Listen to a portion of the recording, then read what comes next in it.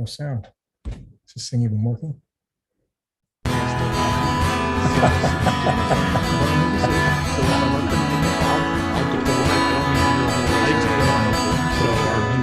Yeah, well, you know, that's like just your opinion, man. Oh, shit. I did it again. How do I stop this stupid thing? Oh, where's the sensor when you need it? Who's got the button on the little ding to cover up those curse words? I think Maddox took it to Japan. Why do I do this to myself? I don't know what the heck I'm doing. Hey, everybody. Welcome to another destroyed audio opinion show. One day I will figure out how to stop the sound and stop swearing before it starts. How's everybody doing? Good? Good. Doing well, yeah. Doing okay. Right on. Let's do what we normally do here. We're going to figure out what our first poll is, and let's do it. So because Brian's not here, we got to talk about him a little bit, right? So he's stuck in Japan doing who knows what with the Olympics. So when he's not wiring comm stations together, what else would he be doing? Would he be watching The Princess Bride or The Gilmore Girls? Is he going to be eating some sushi? I don't even know if he eats seafood. And is he going to be banging into people all the time? Because that's what happened to me when I was in Japan. Or he's going to have to do all these things while he's there. And we've got 4 out of 5 votes, which is probably all of them because I don't get a vote in the poll. And yes, he's doing all of the above, of course. Thanks everybody for saying so. There we go. And I guess when next time he has some time, we'll find out. Hopefully he can join us and we can find out for reals what he's been doing. And see for real what his uniform looks like. He posted it to Facebook. Everybody can see it. Did he finally really? Kowtowed. That was it? The ratty Yeah. shorts? Well, he can't wear the prescribed shorts because they did not give him large enough shorts. They're Japan size, whatever Brian wears. That's awesome. I have to look for the picture. I haven't seen it yet. I've been luckily working, gigging. First gig since first real gig since March 2020. And been busy enough to not even be here at these events. And thanks, Joe, by the way, for doing a couple of impromptu meetings while I was gone, while we're all gone. Always happy to jump in. Fantastic. So let's take a look at what we're going to talk about today. So some repeats from before that we've never actually touched on. All-in-one console DSP or separate console DSP. I don't think we've really done that one yet. External word clocks, my favorite topic to get mad about. After gigging this weekend, it'd be interesting to talk a little bit about multi-band festivals, best practices, how to deal with multi-bands on one stage with shared equipment, shared backline, shared this and that. And then the last thing is automation. So how do you feel about running equipment? Do you like things to be really automated and taken care of, or do you like to have manual control and keep your hands on top of things as stuff is happening? So throw in your votes. I think we got one more vote waiting to be thrown in there. And that's it. Okay, end the poll. So multi-band festival, fantastic, because that's what I was just on. I was just on a 13-day multi-band festival and made me think a lot about this sort of thing. So I'll stop sharing. I'll be right back. I just have to feed my dog. No problem at all. Let's see. Yeah, you luckily cut the poll off too quickly for me to vote for external word clocks. Oh, did you not get a vote, Mac? I'm sorry. I didn't get a vote. I was said too 4 out slow. of 5. I was too slow. Oh, that's okay. I was just going to say that I agree with Ethan Weiner, who says no. Absolutely. Well, it'll be on the poll for a while because it's something I really want to talk about for one of these days. One of these days, all of us, enough of us will vote on it and we'll say let's talk about. It- So Yeah, multi-band. Sorry, go ahead. I was going to say Ethan Weiner has a full explanation and a YouTube video as well as a paper about why it's a specious argument. And I love his stuff. You know, I got to say, his talk about what you are actually hearing and why you can't trust your ears is mind blowing. You watch it and you go, I definitely heard that. How could you not hear that? And then, nope, it was never there. That thing you heard never happened. It's so interesting to think about. So anytime somebody says, "Oh, I absolutely know that that's better to do it this way or that way," or I can hear the difference like that. Maybe not. If you can't measure it, it's like with video and things like that. You can measure those things very easily. Not so easy to measure the subtleties of audio, to measure what actually you're hearing. So we're going to talk a little bit about multi-band festivals. So I guess I'll start because I was thinking a lot about this lately. So if you have a multi-band festival, you obviously have multi-bands, and you may have one or more consoles at front house, one or more consoles on stage. The one I did just had two consoles, so a console front house, console on stage, but it had two splits and multiple stage boxes.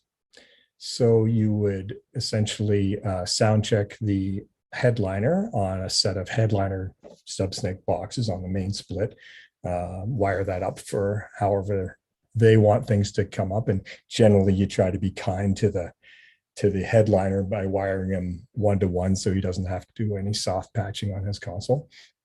Monitors wise, it depends on whether the artist has their own monitor engineer or whether they are using house monitor engineers. So that how that gets patched is really up to that, how that goes down. And then you wire them up, they sound check, and then you don't touch that stuff for the rest of the day. You switch over to the other split for the rest of the day, and you just do festival patching for all the other bands.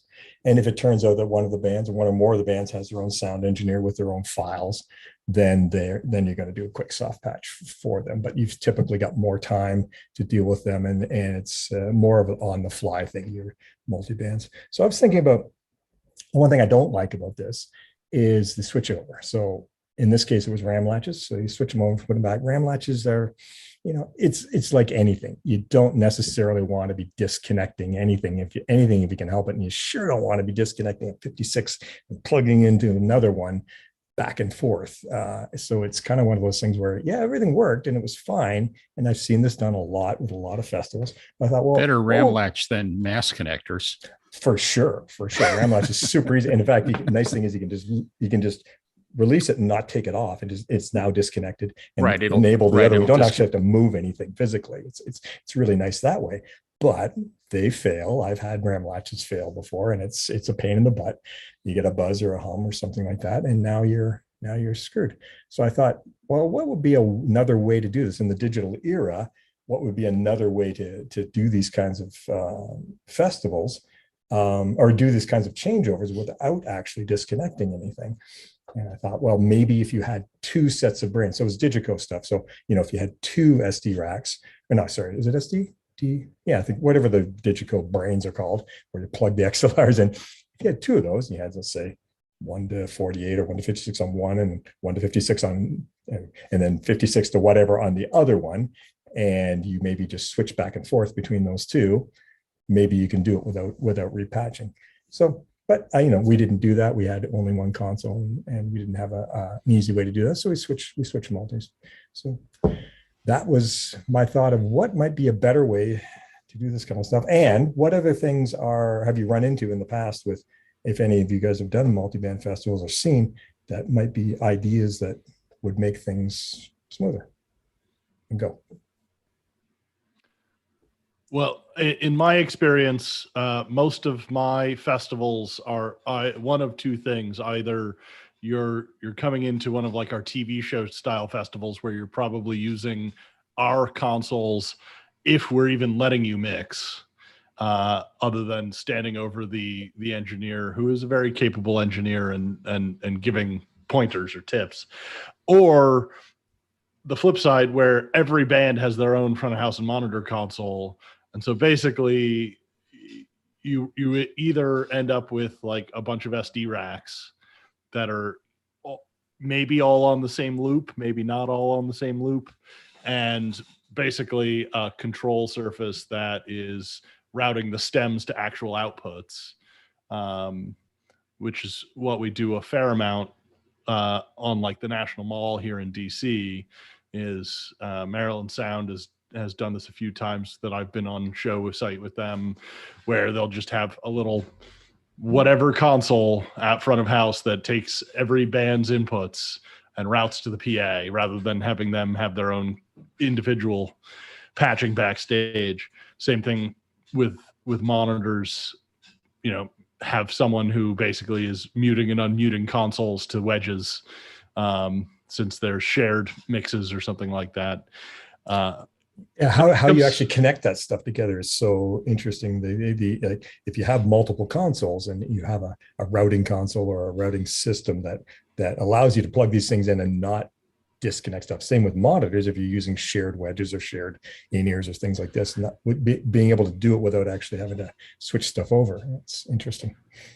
Yeah, and using a Digico as like that center console often is very handy, because you can load a plethora of different cards, plus you can have people connect in via even the fiber loop if you really wanted to, although that giving the individual engineer access to the fiber loop has its own inherent risks and difficulties, especially in that situation.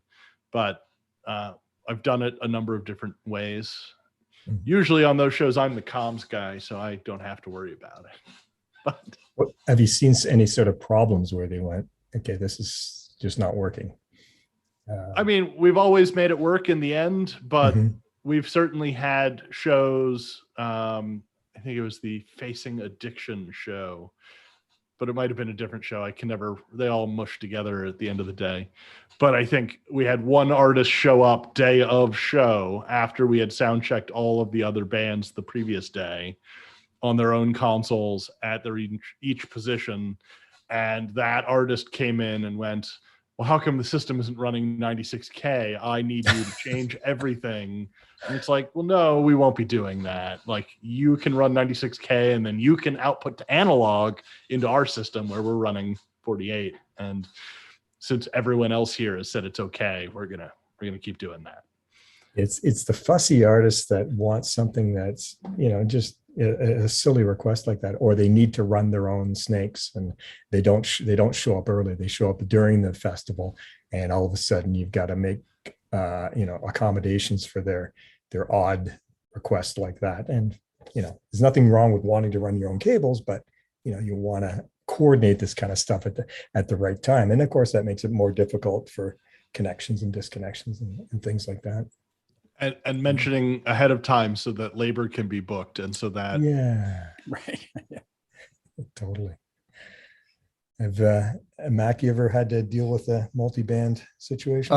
Actually, my multi-band experience has nothing at all to do with consoles. So I've been the RF guy. Right. And coordinating the base package of mics that the sound company provides, as well as all the mics that the artists bring. But nothing whatsoever to do with consoles. Although there's a product that I don't know if it's made anymore, which was made by a company called ABP or APB Dynasonics, who made some really sweet analog consoles, just as analog consoles disappeared off the face of the earth. But they also made a thing called the mix switch. Right. I remember that. That came in blocks of 4 channels, and you could stack up as many of them as you want, so that you could route as many outputs from front of house to the PA as you wanted by just firing salvos on this rack of mix switches. Right.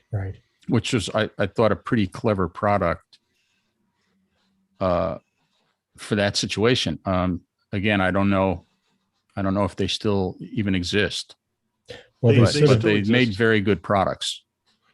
I think there's digital versions of this now. I think the P1 or something like this. XTA has one. XDA has an analog version or a digital? I mean, it accepts analog, AES3, and I think Dante. Yeah, there was one I heard about that basically takes all the different formats and then can spit it out in any of these formats.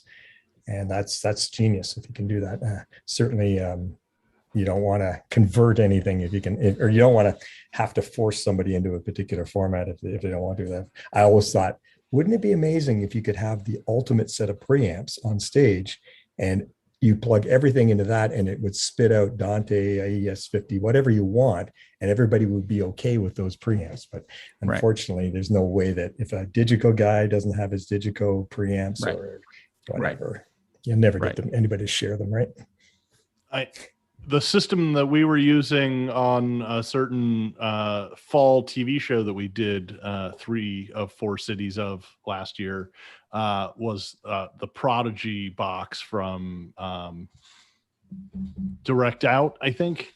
And that is a big, like any type of format in, any type of format out, and you can do system changeover in it. And so because we run a redundant system on that show, could at the push of a button change the entire show over from console A to console B. I think the thing that I keep seeing with a lot of these boxes is that they're very dependent on either there being a limited number of consoles or a limited number of outputs per each console, or sometimes both. So if you're in a big festival where you have a lot of desks, that becomes a limitation. Yeah. So how many outputs would you consider normal? 4, left, right, subs and fills? I don't know. So for a theater show, I would say you need a lot more than that. For a normal rock and roll show, well, yeah, I mean, but a theater show wouldn't have multiple bands. I mean, but from a venue standpoint, having the ability to have a changeover that would allow a touring desk to come in and plug into all your outputs without having to ingest into another console or like unplug your processor to plug someone else in, it still applies. Yeah, at a festival, you're generally just going to give left, right, sub, maybe front fill, but you generally don't have the time as a visiting engineer to go listen to the front fills or the delays or the out fills or any of that stuff. So you want that already pre-done because your show file is going to just have left, right, sub, front fill, or left, right, sub maybe, or maybe just left, right, whatever's simple. But I understand in a theater, you may have people come in just left, right. They may want access to everything. It could be all over the place, right? You need flexibility to be able to do whatever somebody needs. Lots of inputs, lots of outputs, right? So with let's say if you ran fiber though, would you be able to accommodate every format?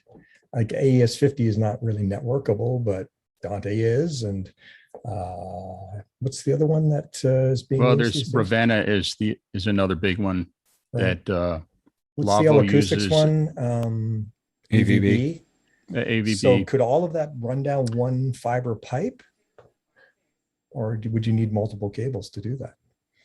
In theory, Dante, AVB, and Ravenna could, but I also see benefit to separating at least into different VLANs. And on top of it, if you're going to run a fiber, why not just run one that's big enough to accommodate everybody? I mean, but isn't AES50 a non-network format? Like it doesn't use network switches, right? So how do you connect it to a fiber? Right. AE50, I don't know how you do that by fiber at all. But all the network stuff you do with switches, and why not just have an individual system for each format and they have their own fibers? I mean, you run a TAC12. TAC12 is available everywhere in huge quantities. I mean, video people, 1,000 feet is nothing. Getting 1,000-foot TAC12 is easy. And the distance is I mean, it's all about the terminations on the end, not the distance of fiber at this point. That's almost a nothing cost. But the question becomes, Do you do single mode? Do you do multi-mode? And what is everyone else wired to, single mode or multi-mode? Well, if you're running network systems where you're going to be providing switches, then you run whatever you want and you put the correct SFPs in the switches. I mean, SFPs are literally $10. You just put the SFP in the switch that you want and you wire it up. And you can have an AVB network, you can have a Dante network. I mean, you could run multiple networks pretty easily and just keep everything separate. And the costs involved, they're really pretty minimal. Well, so Makes sense. one of the things that we've done for all of our Digicos is that we've wired all of our Digicos so that we can take them into our video TAC-12s if we needed to, with a pair of adapters that we carry with the Digicos. So in theory, if you had someone who planned ahead and you were running multi-mode, because all Digico comes stock multi-mode, and most sound consoles stock to multi-mode, you could prepare and have adapters and now use house TAC-12s and even put the Opticore MADI onto the fiber. It wouldn't be networkable and it wouldn't be, going onto a switch and then SFP, but Right. Multi-mode, single mode. So you're saying multi-mode's more common than single mode? Well, it's more common because that's what Opticore uses. And Digico, there's a lot of Digico consoles out there. And they're going to be multi-mode and they're going to be on optical con duo connectors. But inside an optical con duo is actually now I've forgotten the name. It's a regular network connection. It's a regular the name of that connector has gone completely out of my head. SFC, something like that. Is that what you're thinking of? Or the LC. You're talking about the little thing you slide. Yeah, that a thing in? little LC for little connector. SC is for stab and click. That's the slightly bigger one, and then ST is stick and twist. Gotcha. It's basically LC connectors inside an optical con, and you can actually push the door open and plug another LC right onto it. It's on the panel jacks. I don't believe you can do that on the cables.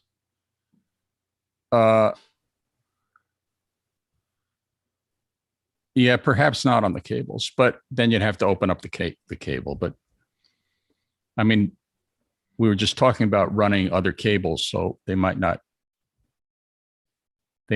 be optical con cables that you're trying to connect to the console. Right.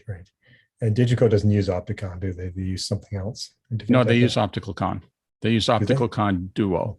Okay. Actually, they standardized HMA. You can order optical con duo. Oh, right. Yeah. I'm wrong. It's HMA. But But it only has two fibers in it. It's not the four fiber HMA. Because they opt to have you run two fibers, A, so you can do a loop, but also B, then you have true separated redundancy. Right. I mean, even Soundcraft standardizes to multi-mode unless you request otherwise. Right. So does Yamaha, the PM Revised series. The basic package is multi-mode, although they have an option to have single mode connectors on it. And what they probably don't want to really admit is that if you literally crack open the console, it's just a panel mount to LCs to an SFP on a circuit board. So you can really just take whatever connector you want and shove it in there. Now that's assuming you paid for the optical option, because they literally, when you don't buy the optical option, don't put the circuit board in that has the optical conversions and the receivers for the SFPs. So it becomes a whole to-do when you want to upgrade later. What was the reasoning? I thought it was on a behind card. Digico, it's on a card, but they take they don't. Oh, I was talking about Yamaha. I'm sorry. oh, sorry. No, but Yamaha, I think they do it on a card. Digico, it's a card, but they don't put it into the console unless you order it. Right. You know, Soundcraft, it's on a card, but that card goes to, I think, SC, and then you have to convert from SC to anything that any other connector takes. That's Elcon. You buy a plastic bag full of 3-foot SC to LC connectors. It's Well, and then you have to determine whether it was all angle polished or regular Right. polished. right. Well, But now we're getting onto a whole fiber conversation. right. But Well, hardly it's anything. interesting though. Hardly anything's angle polished, I think, except for RF over fiber, which is all angle polished. And Let's see. angle polished was an older format. So if you go into older venues that put fiber in earlier, you end up with a bunch of adapters needed. What do you know? Was there a reason? What is the reason that multi-mode got more popular than single? Is it cheaper? It was at one time cheaper. Okay. And at one time, the HMA connectors that Digico uses only came with multi-mode. Oh. You couldn't use expanded beam connectors with single mode. So it's I one of those think things where who got there first? I became think now standard. you can use expanded beam connectors with single mode, Hmm. but most of them are multi-mode. I did a broadcast shoot the other day, and there was all single. And I went, "Well, all my stuff is Because multi." television is all single mode because They got way multi-mode more doesn't have enough distances. bandwidth to send 3G SDI over it. So Right. It would be nice if multi-mode went away and everything went to single. It would right, be more compatible. it would, because all of those TAC 12s that you can buy tons of, you can rent tons of, are going to be single mode because they're going to come from video companies. Right. Makes I sense. will say that one of the flaws in the normal ST TAC 12 that I run into is most companies don't do a particularly good job of making sure that they always get capped, or that they are secured in a way that that tail doesn't just start dragging across the ground as someone is bouncing down the road. Yeah. And I mean, One this of is a concern with all fiber. it's one of the reasons why, like an optical con or an HMA or anybody's multi fiber strand secured inside of a big honking shell is a really lovely thing. And in that same world, you have like optical con has the MTP connector, Yep. where you can get a 12 and a 24 strand in Right. the same plug size as a duo or a quad. And I love those as long as you have all of the bits and bobs and you've set up your system to actually go into a panel mount, Right. because when you expect to use a breakout, that doesn't just work. You can't Right. just jam an LC into it. No, you cannot. Hey, Ed, what do you got to say about multi-band stuff? I mean, yeah, I've done a ton of multi-band stuff over the years. I lately, in the last few years, I've been mostly the monitor guy on multi-band stuff, and I think that's mostly because the people I've been working for just find that I'm the most diplomatic and can deal with that many personalities at one time, and that's how I end up being in the monitor position. But That's why I'm never in the monitor position. yeah, I just got to start being more grumpy. But yeah, everything that we were talking about earlier with changeovers, that's always the hectic thing. The stuff I work on a lot, it's single front of house consoles, and if there is a second console that a headliner's bringing in, a lot of the times they end up not even. They'll insist on it on the rider, and then when they advance the show, they're like, "Oh, we're not even going to get there before doors open, so we'll just roll with it." So we'll prepare and be all set with analog splits and ready to go for them to be able to feed us right, left sub and everything else, and then all of a sudden they'll it's going to be the day before. They're like, "Oh no, we're not," or 2 days before. No, we're not going to set up our console.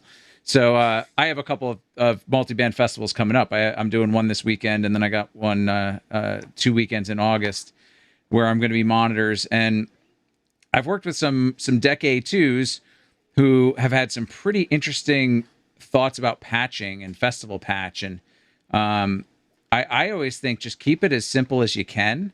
Keep it as standard as you can.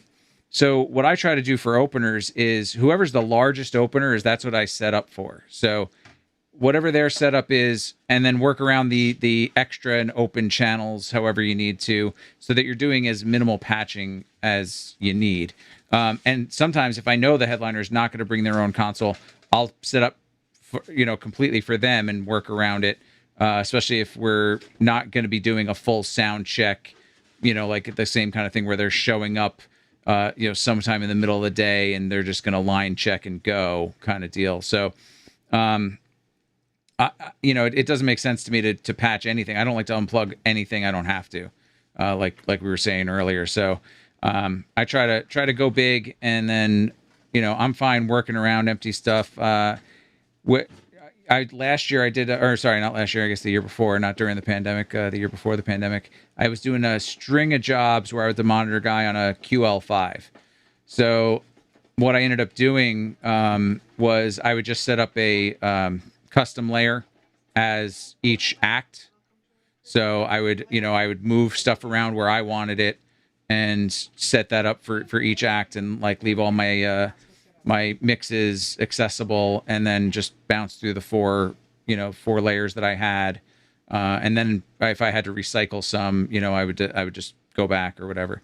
But yeah, festival patching. I mean, I'm like I said, all about keeping it as simple as you can, labeling everything. This was like best practices, right? So label everything, because one person who's being helpful is going to inevitably totally ruin your day at some point when they cross patch something or mispatch something. And color coding. Label it as the number on the box, so that people know, it's channel 1 goes into channel 1. It's a white box or a red box or whatever color it is. Yeah, super simple, so that anybody could do it is what you want. So that even when you're kind of fading after 12 hours, you still go, oh yeah, I remember where that one goes. Yeah. So, I mean, one of the first things I do is I label the drop snakes, while, I have other people like placing speakers and stuff or getting the line arrays up. So I'll label the drop snakes, and typically what I do, like with a drum drop, I'll, label kick, snare, hat, and so on.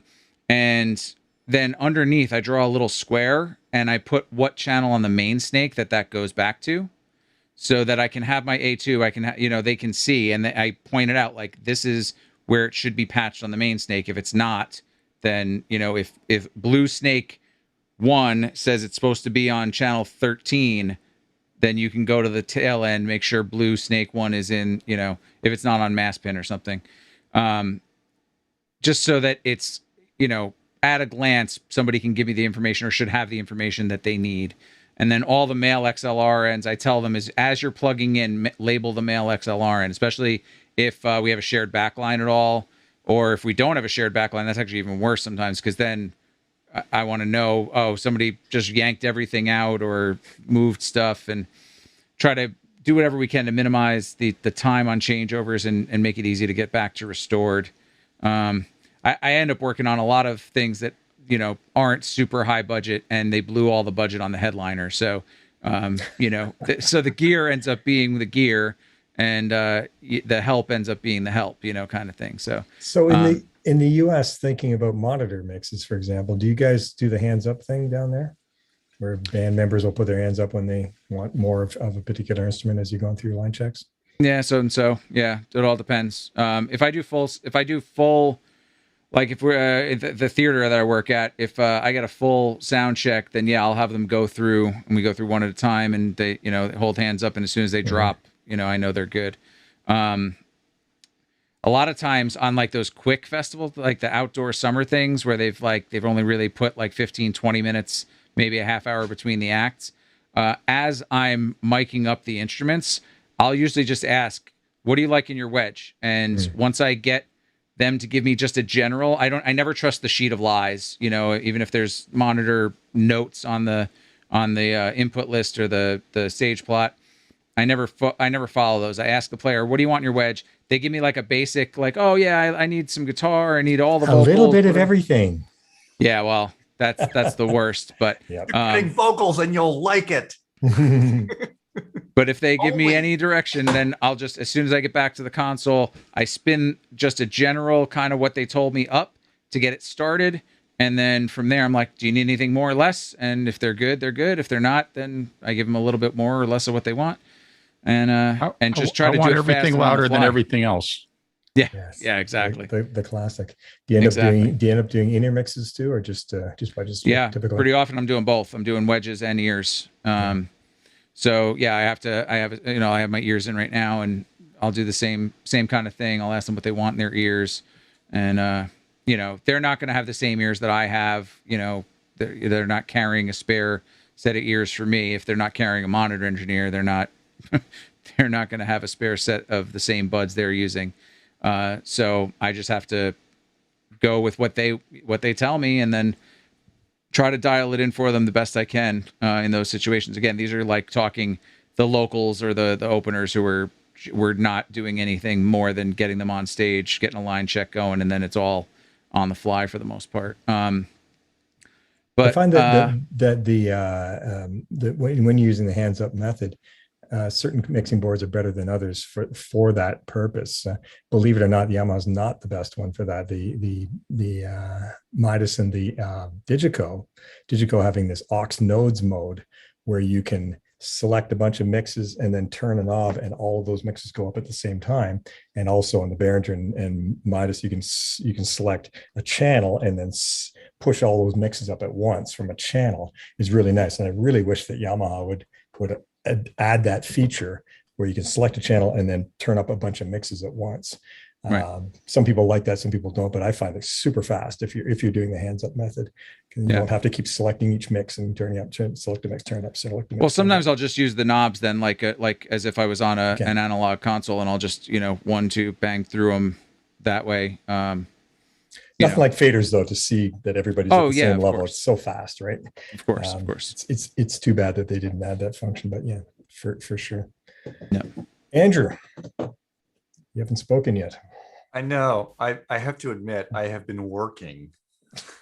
So I'm coordinating this other show, but I've been trying to do both. I have been listening. Okay. And pretty much everything everybody has said, I agree with and have maybe done.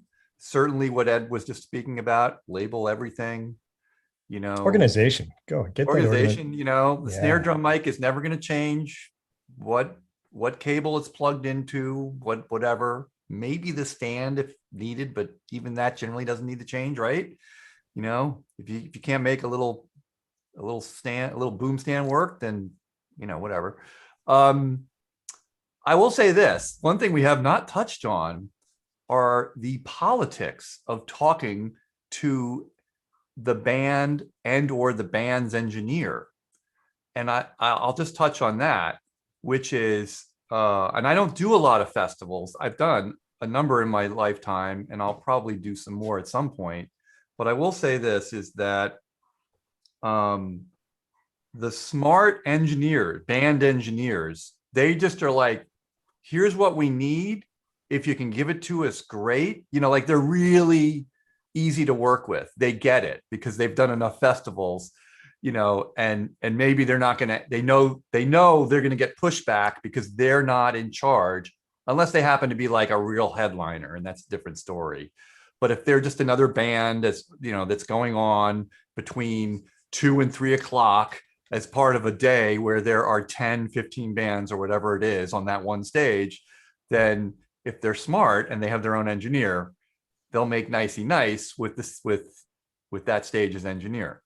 And that's not to say they have to kiss butt, but they do need to realize that you're just one band of many. And everything will go much smoother if you fold into their system rather than going, oh, no, I need that to move over here and this to move over here. No, all the drums start at at 16, not at 1, you know, or whatever it is. It's some stupidity like that. You certainly want to be able to read the room. You need to know what level of festival this is, how much you can push, and what's acceptable, and then what you're going to need to push. Like if you walk whenever I've been on both sides, right? I've been the festival supplier, and I've also been the artist coming in. And when you're an artist coming in, I always get there early, take a look around, take a listen to what's going on. If I hear that the PA sounds good and I'm fine, it's going to be an easy day. If it sounds bad, then I know I'm going to have to push a little harder to kind of fix some things and get stuff sorted out. If I see that it's very disorganized in some way, then I'm going to have to kind of get in there and be a bit of a dick to make the artist happy. But on the other hand, if things are going well, then I just tell everybody in the trailer, hey, it's going to be a great day, and it's all fine. But you got to read that, you know? Absolutely. And what I've noticed is that logic wins the day. If you're a touring engineer and you come in and you're like, this is very logical the way everything is laid out. I see you have everything labeled. I can just sit behind this desk, get my mix up quickly and go. If I'm the festival engineer, I will pre-mix monitors if the band doesn't have an engineer. I'll just be like, you're a vocalist, you're gonna need to hear yourself. You got other people singing, you'll need to hear them at like, you know, some percentage lower than that. I'll just put it in there and then I'll check with them and go, is this good? And then we'll make adjustments from there. I find that's easier. I know that some people find it easier the other way, where you're like, if you have the time, great. You know, if you can really build a mix up, but who has the time? You know, most festivals, you're lucky if you get 30 minutes between acts, right? You know, especially if it's like one of those street festivals, like it's like a art and wine thing, you know, they cram them in. I remember I did one and they gave us, they didn't actually put any time in between acts. And we're like, you know, this isn't going to flow, right? Everything's going to be late. And they were, because they didn't understand, the festival organizers didn't understand. And then you get, you know, you work on the larger festivals where they totally get it. Like, oh, right. You know, we're going from a power trio to a 12-piece horn band, you know, that's going to take a little time. So pick your priorities. Like, don't spend all the time on the one thing that is going to be tricky. You know, just get things generally okay. Then if you have time, you know, work on these things that you can tweak. I found, like, you know, if the PA is really well tuned, if you've done your job or they've done their job, if you're the visiting person, you do a line check, and you know, if you know, headphone check. I mean, a lot of these festivals you can't do a lot of sound check. You know, and if it's like if it's a standard rock band, you know, I'm not the best mixer in the world, but I do know how to mix a standard rock band and get them up. And I know, like, if I do these 12 things, I'll be 75 to 80% there when they hit the first downbeat. Make sure that lead vocal's working. Yeah, like the lead vocals. Put that in the PA if you need to, just to make sure. Yeah, you know, like, you know, do that thing. I do it on every guitar rig, which is, you know, I carve out the bottom and I carve out the top and I leave the middle alone, or maybe I'll, you know, and then I'll have ready like 500 and 1,000 so that I can turn those up or down as needed and then slide them around, and then it's quick. So I can get a mix up quick. And I think in festival stuff, that's important.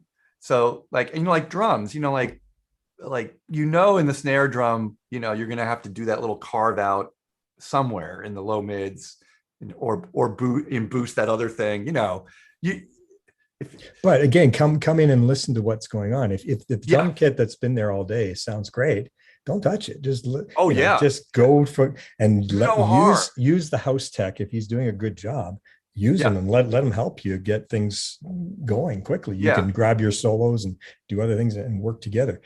You know, the bad ones are the ones where, you know, the house guy hasn't got it together. He's just calling, you know, he's sitting back and he doesn't care about anything.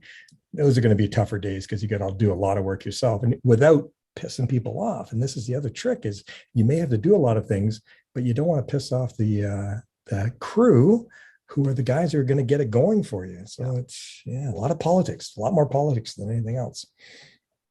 Absolutely. For sure. The end. And the other thing sorry, Joe. The other thing I would say too is if there's a visiting engineer, I just like, okay, 2 reverbs, a delay, and something else. I just give them 4 effect sends and just stick them there. they can do what they want with them. But like, I know that most bands are going to be like, there'll be a vocal reverb. They'll maybe want, like a plate on the drums or something like that. Maybe, I'll just stick that in there ahead of time, and it's easy to get to, because they may be like, I found that the engineers I like the best are the ones that are like, look at what you did and like, yeah, I can work with this, great. Yeah, that's not what I choose, but it's good enough. They just go with it. It all starts on the stage. If you got highly talented musicians, your job out front is pretty darn easy. Yeah. Sorry, Joe, I interrupted you there.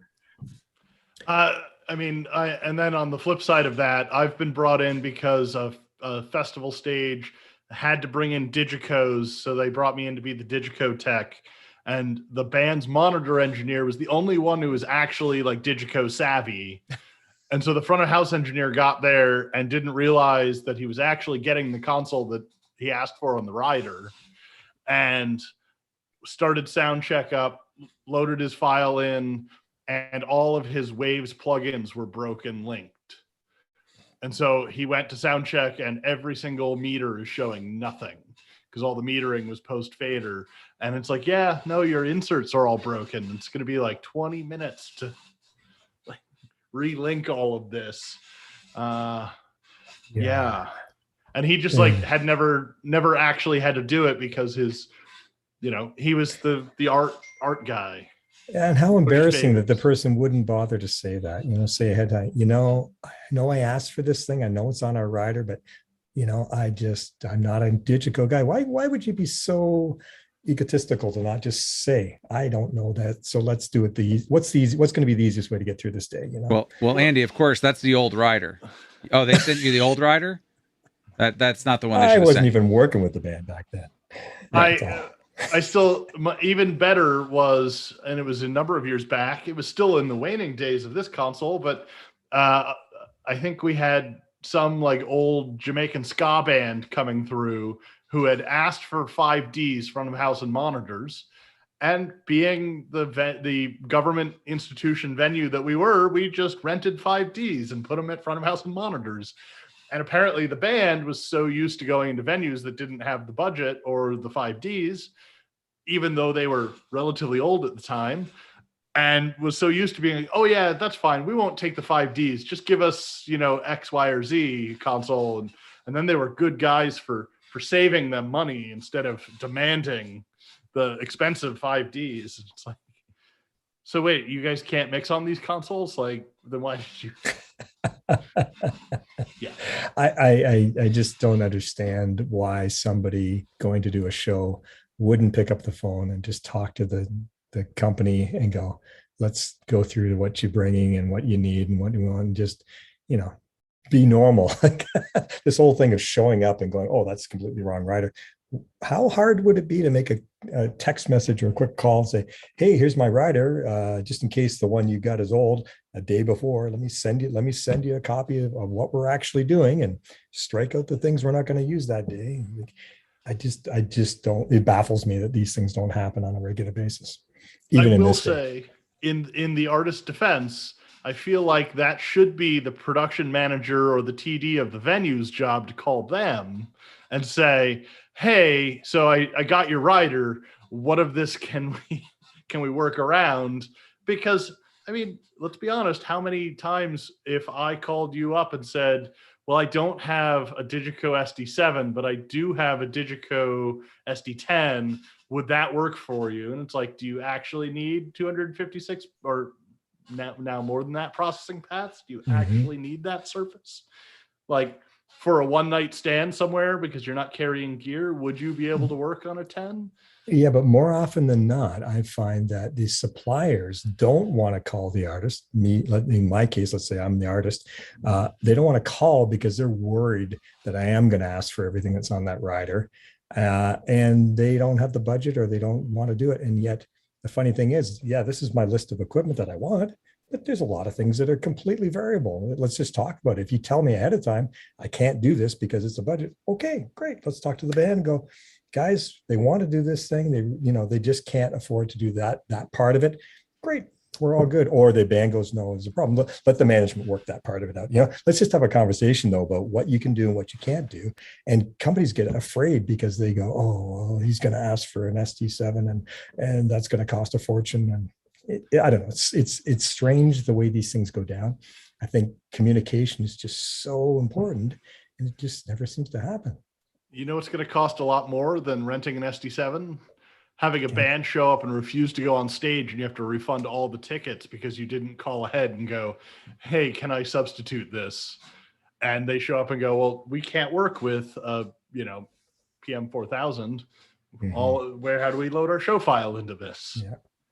No, I love it when the supplier calls and we talk it through. It's fantastic. But so many times it's always, can I find the name? Like you're dealing with a promoter or you're dealing with a venue and they're not telling you even who the supplier is. So you're going, can somebody please tell me who supplies for this room or who supplies for this festival? Because I can't figure it out. So it's strange. It should never be that hard. It should all be pretty darn easy in this day and age to get that sorted out, I think. Kind of digressing a little bit, but the part of the festival that could make things even easier is you can get ahead of the game. We're talking about organization. You could get so organized and so ahead of the game if you had accurate riders for every single band on the stage. As you said, Ed, you could create that patch list that's okay, here's the maximum, and I'll fit everybody else within there. You could have it all organized. You could have pre-labeled cables for each band. You could do a lot of stuff. But generally, when I'm Patch Monkey, I get the rider and I'll put a couple things together. But unless I know for sure that that's right, there's a lot of stuff I'm not going to do until I see the technician or somebody from the band show up and go, hey, quick, let's go through this list. Is this right? Is this, oh, you're ditching this? Then I build the patch. And it's always a bit hairy. It would be so much better if you could do this ahead of time. So it's one of the biggest things you could improve on in festivals or any kind of shows if you could get proper communication ahead of time.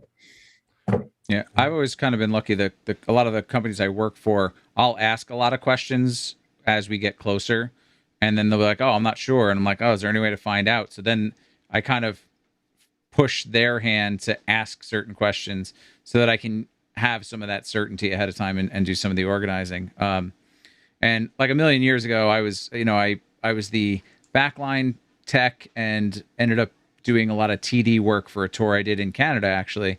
And I was advancing, like 3 days before every show, I was calling and advancing and just making sure like, hey, just checking what you got. This is what we're bringing, and I would mix front of house at shows where we walk in and it sounded terrible for the openers. And then they would say, okay, even though I was the backline guy, they'd be like, all right, tune the guitars and then you're mixing, and that's what it ended up being. I would, set everything up, tune everything up, and then the merch guy ended up, actually running guitars out and stuff. But that was fewer and further. Actually, more often I ended up, because I was already a side stage, I ended up mixing monitors more often on that tour.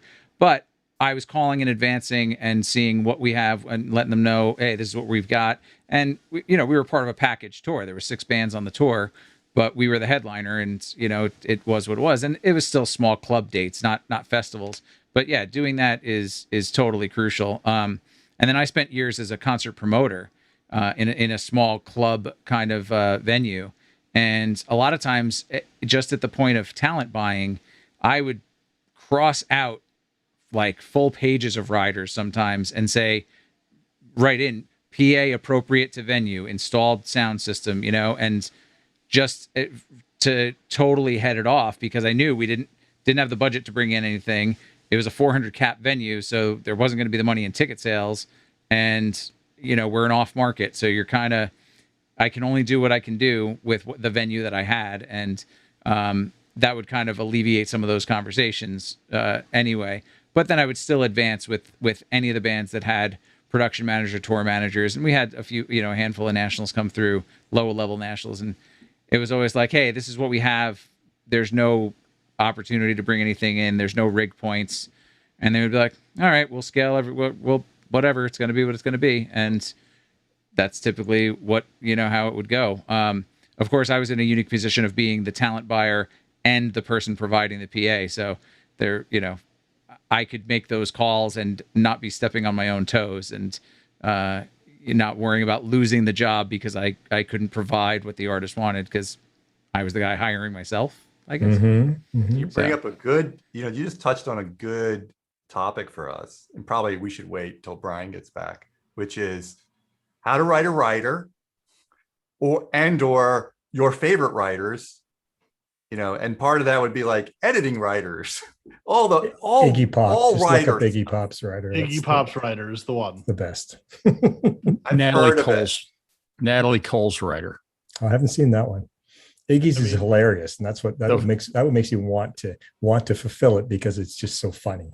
Well, Natalie Cole's writer, when it comes to catering, has 30 days of food of 3 meals a day for whatever meals she's going to be in the venue for.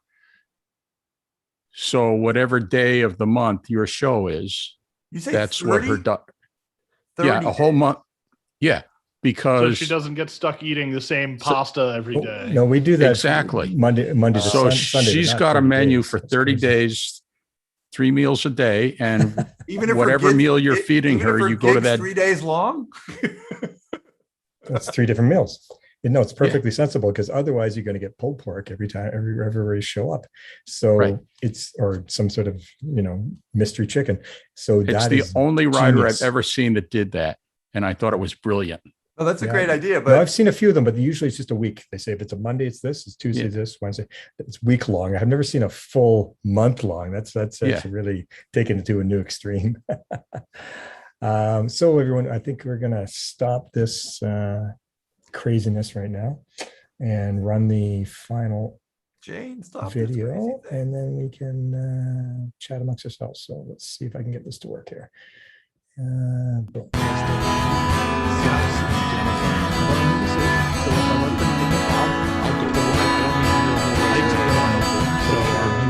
Yeah, well, that's like just your opinion, man. Yeah, kind of ended that on an abrupt note. Thanks everybody for coming. Let me stop.